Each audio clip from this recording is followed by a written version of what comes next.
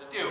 And these farms were set up as working farms, but with the idea that they had to make a profit. That was always an ingredient in anything that the whites did.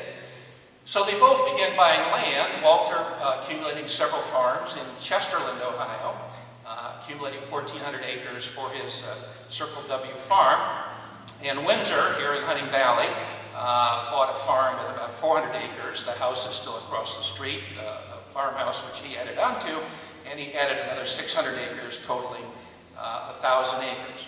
Now, in building the estates, they were unique in the fact that they each employed between 80 and 90 people. The estates had a lot in common. This barn here is quite large. They used to play indoor polo in this section of the barn. Hard to imagine, but indeed they did. And they have, if you count them, about 50 stalls. That was Windsor's barn here at Halfin Farms.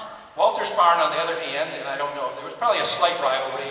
Walter's barn had 100 stalls and was twice as big as this one, so it's even harder. Walter had plenty of room for them.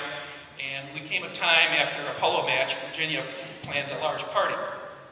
And basically expected everybody to show up at a punctual time. Well, polo was very vigorous and Walter was very tired, and they had a few drinks at the trophy house. They all fell asleep. And so no one showed up for Virginia's party. You know, I can only surmise being a fly on the wall that it had to be quite something. But again, Walter was good at pacifying Virginia, and she got over it. Another event on that estate was a large situation where they brought in the Goodyear blimp to give the kids a ride.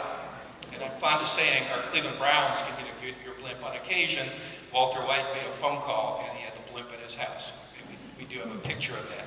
That said, Piper Thompson was never used during Walter's life. But the call went out, and Piper Thompson came to camp, and basically, under Virginia's instructions, was to lead the procession